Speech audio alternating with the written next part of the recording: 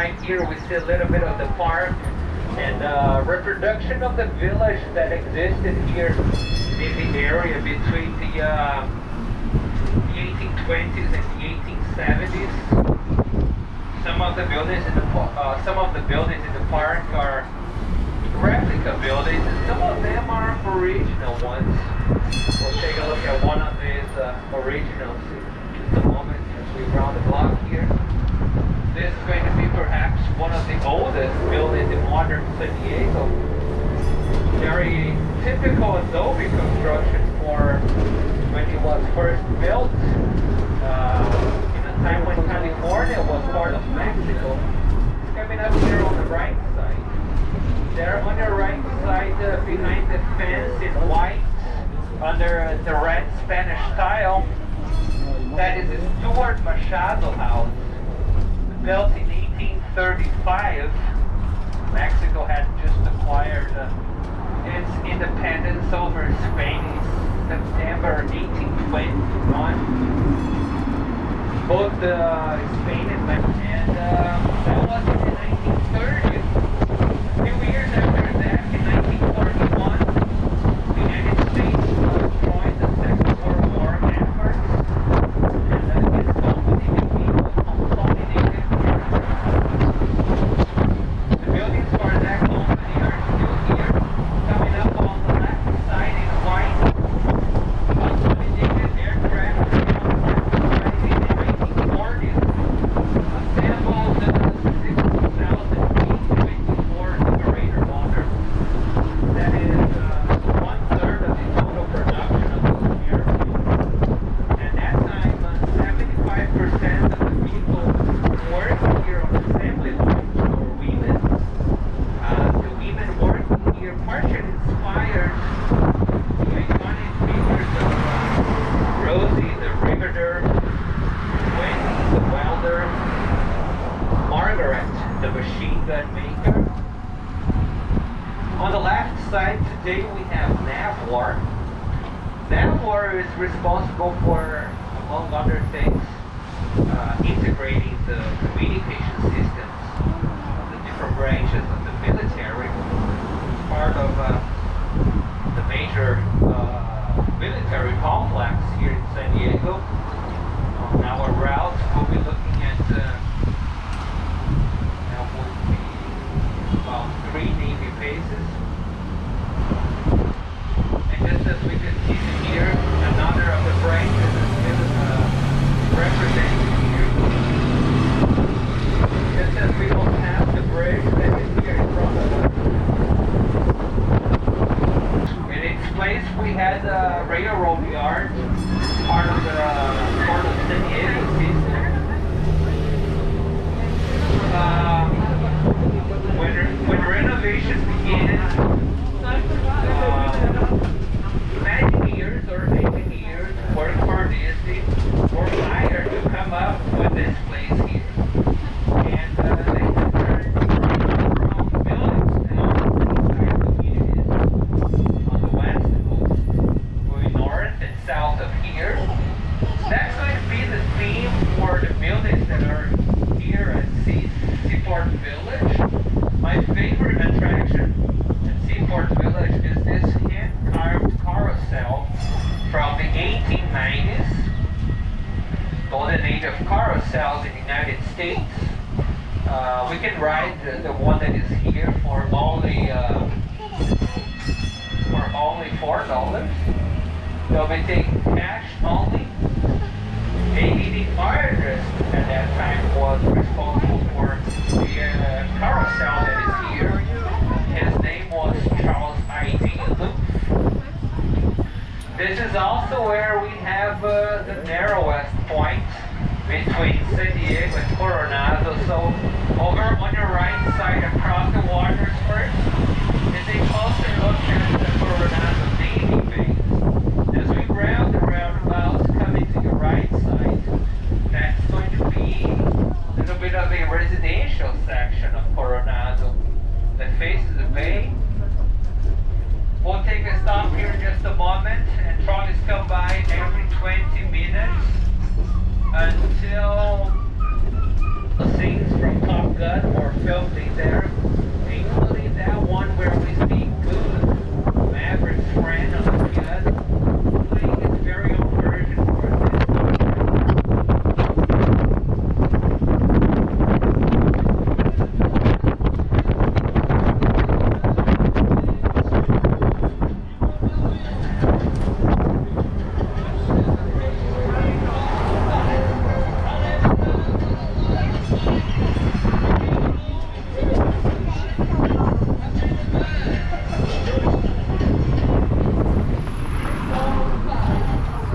This is Trolley Tours FM. I am your host, Chardell, and we just heard a little bit of Jerry Lee Lewis with Great Balls of Fire.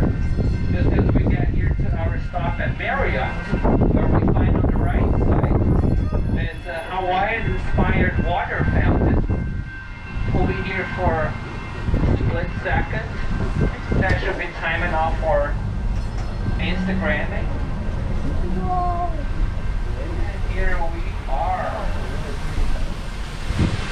Marriott. What's happening? Hey, Elliot and Debbie.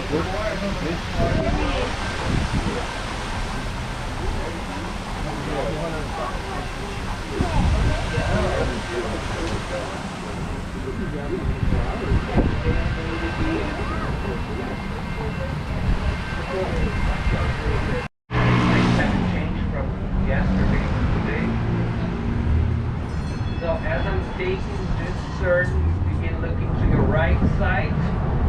On that power box there on your right side, you see that Asian looking man? See him? That's Quinn. And this very trolley here is named after him. We'll take a stop here in just a moment on the other side of the intersection. Trolleys come over to the Gaslamp corner every 20 minutes until 4:35. Please remain seated until the doors open. Once they do, we are good to move about the vehicle. Trolleys run every 20 minutes over here until 4:35. If disembarking, please make use of the handbrake. They would tell us, you better watch out.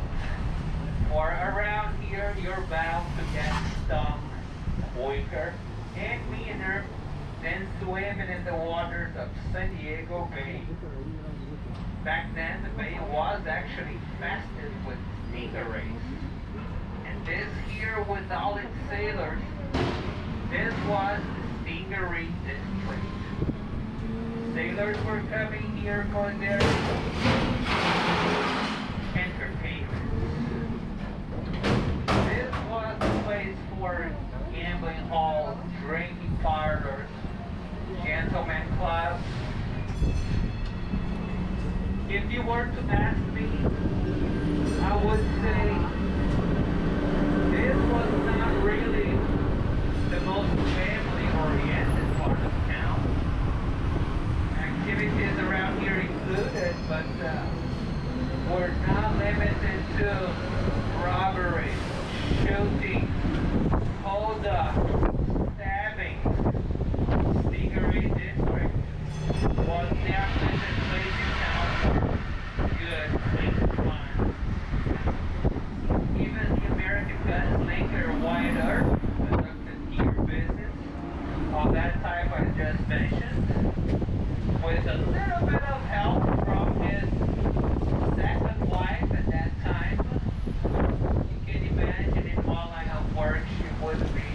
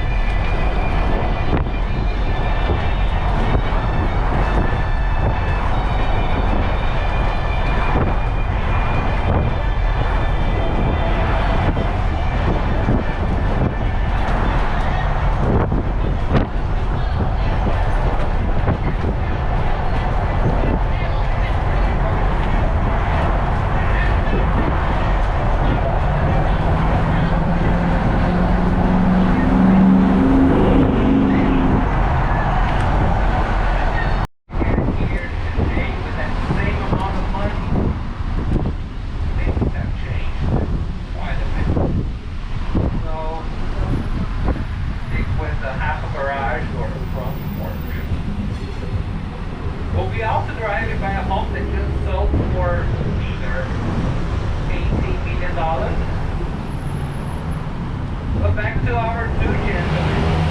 After purchasing the land around us, they recouped that initial investment with the sale of lots and a land auction.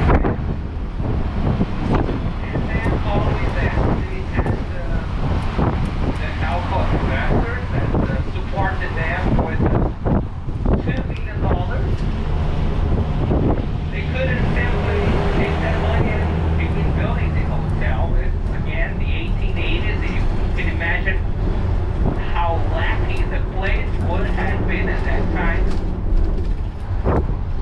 It certainly needed a lot of infrastructure work, so they took half of that money for taking care of that. Beginning with, first of all, piping fresh water from San Diego across the bay, then mapping and paving the streets around us, building also here a couple of railroads in a time when electricity was just a novelty. They built here the first power plant west of New York City. When the hotel opened, it was the first building of New York City to have electricity. And now that everything is in place, they can begin building that hotel with the remaining $1 million.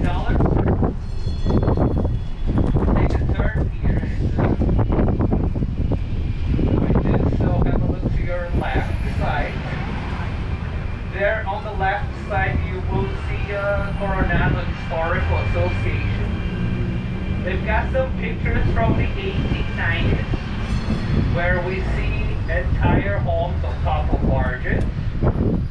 Those barges, minor ordeal it was having crossed the bay on top of a barge.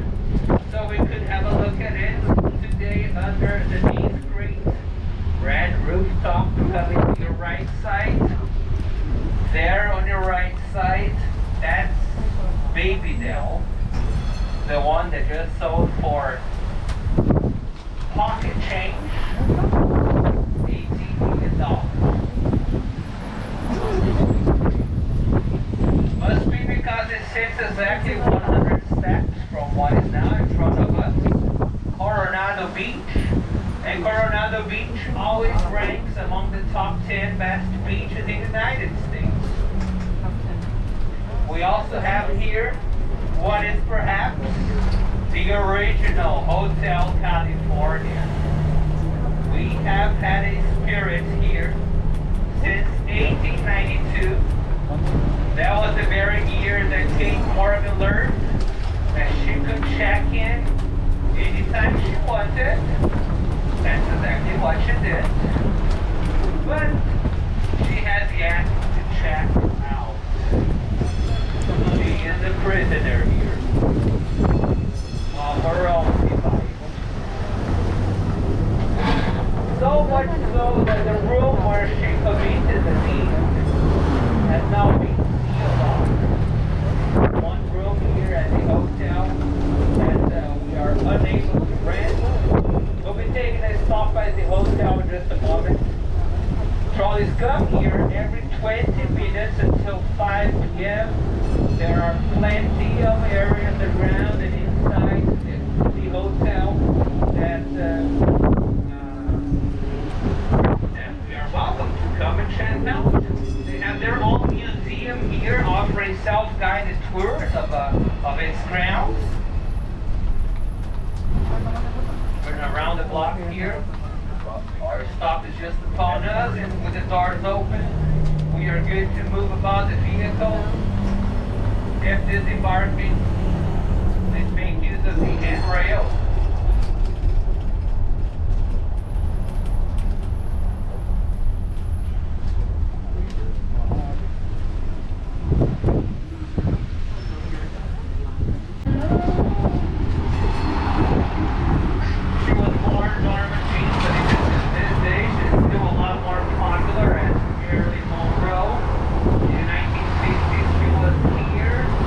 Hotel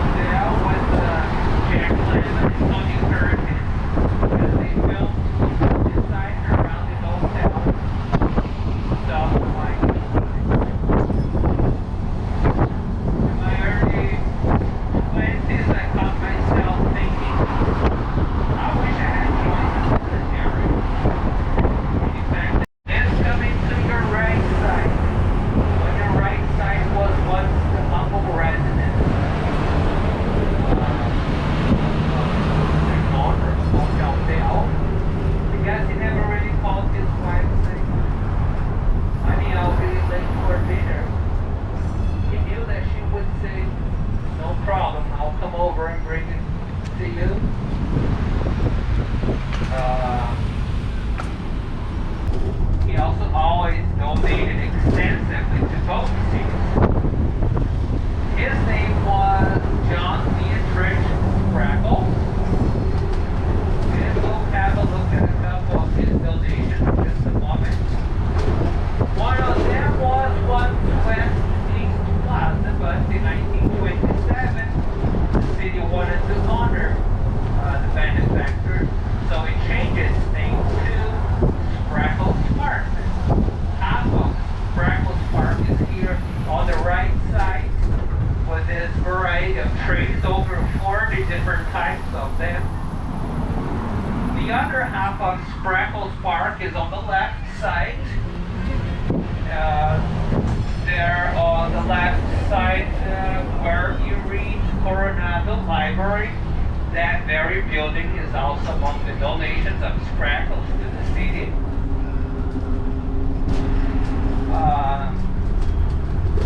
Here immediately to our left side we have this residential section.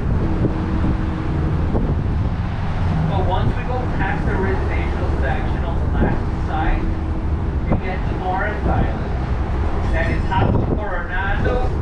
It was once the property of John Sprackles that he purchased in 1892 with the hotel. And in 1911, he began renting that space. The tenant was U.S. Navy.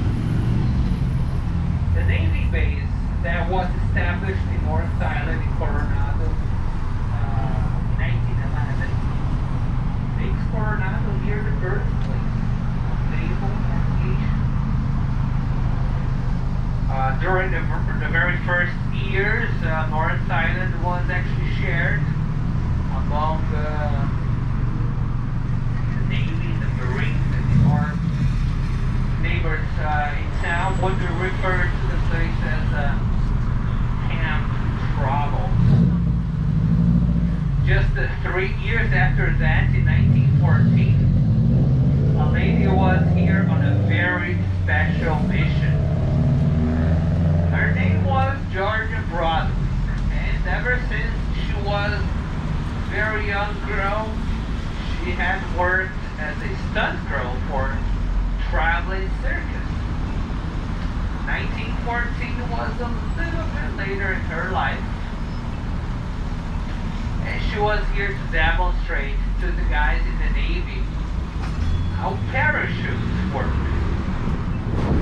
Georgia Broadway, or Tiny, since she was no taller than 4 feet 8, she is credited with the very first parachute jump here in the region of San Diego.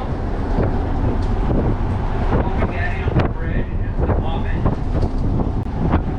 The air conditioning is going to be working really well.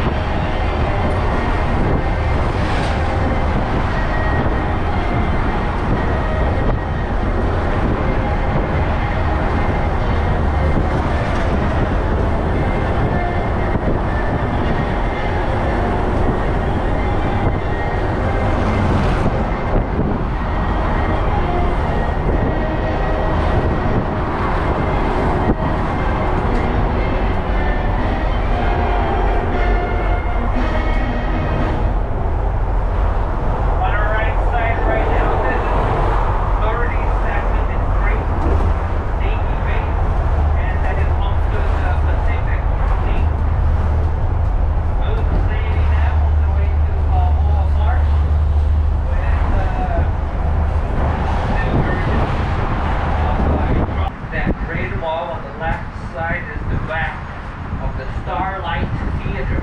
And the last time a play was performed there, that play would have sounded a little bit like this.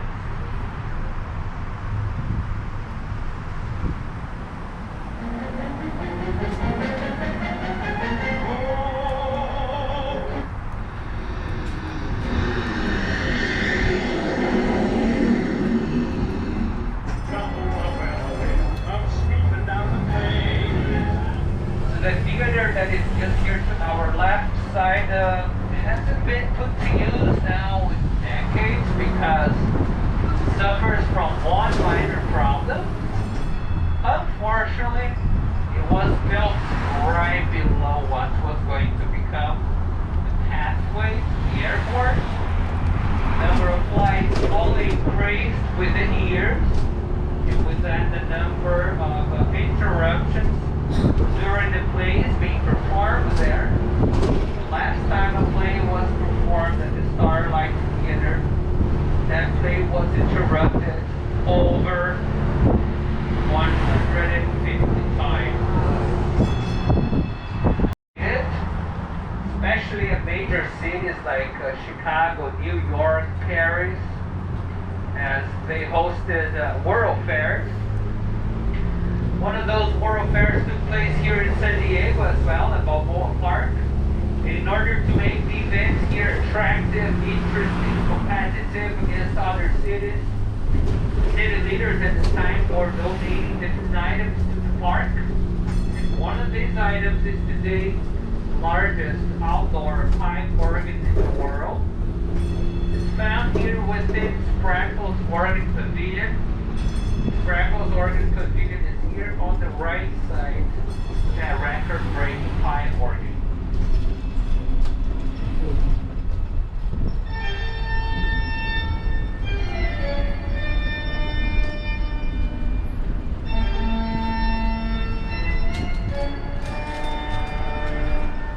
The pipe organ on the right side was donated to the city by John Sprackles and his brother Otto in 1914 under one condition and one condition only, that the city should host free concerts within that space every weekend or hour. The city is very good at keeping that promise. We have a concert at Sprackle's Organ Pavilion every Sunday beginning at 1:30. If you can't make it, you can always stream that or even check on previous performances on YouTube. This here to our right side right now, it's Plaza de Panama. Not every building that we see here would be an original from 1915, but there's a couple of them that actually are. They're coming to our left side. There on the left side, you are seeing California Tower and that dome structure right next to it. Originals from 1915, they have also been seen in the movies Almost Famous, Anchorman, Big Blast in San Diego, Citizen Kane as well. Coming up here on the left side, past the archway on the left side, we have Alcazar Garden, modeled after the gardens at Alcazar Castle in Seville, Spain. That is one of the 19 gardens at Balboa Park. Coming on the right side, past the big archway, here's going to be the Old Globe. Model that basically moved up the hill. This became the place for lawyers, doctors, American inventors, bakers. We now visit bakers. The American inventor that lived here was Henry Timken. Does anybody here remember Henry Timken? No?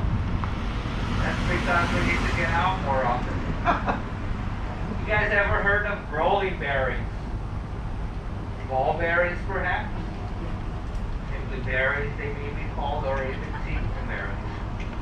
mechanical device that, among other things, it makes wheels spin faster and more efficiently. And among the inventions of here in Timken, it did make a lot of money with that. Timken Museum is the only museum at Balboa Park that is always free. We'll be taking a look at the place where we live here. It's one of the Victorian homes that we have here in Bakersfield. We actually had to look at a couple of them. But his place, coming upon us, is going to be on the right side across the intersection that we approach. So we all agree, this left side here. From here we have a nice view of San Diego Bay. It goes all the way over to the horizon with Point Loma Peninsula and the Pacific. Just look there and not at me on the mirror because it could be just a split second. In between the horizon and here, that is North Island Coronado with Coronado Navy base. Or typically we have this spot here, nice breeze coming from the ocean. But right now I think we have more than just a breeze. Right, this certainly was the case an hour ago. As we are going to be having a little bit of rain. Right now we are feels like slightly below what is the year-round average temperature for San Diego. That means 70 degrees. Are you guys ready for a little Italy?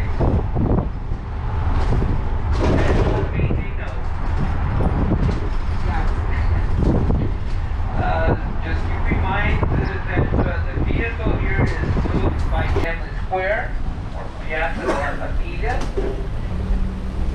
I do take a stop here on my own,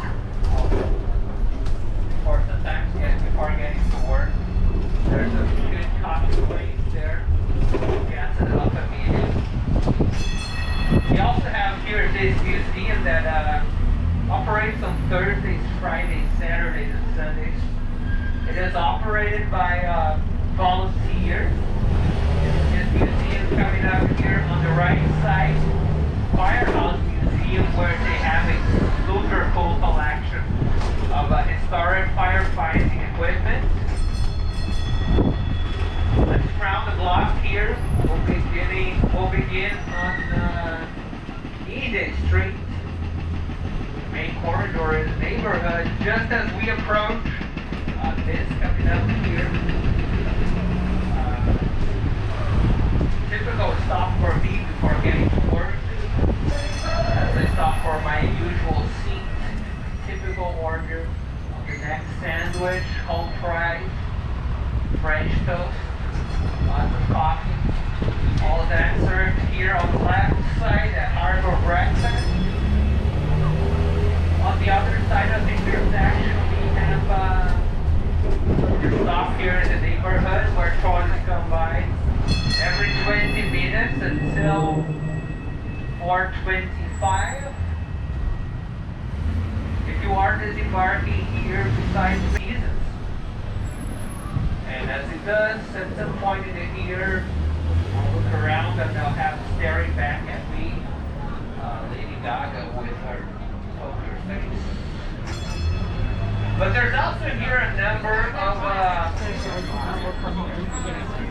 it's actually a very limited number of permanent banners in Italy. One of those is the one dedicated to the Italian American hero from the Second World War, John Massillon, as he is posthumous recipient of a Navy Cross, a Purple Heart, and a Congressional Medal of Honor.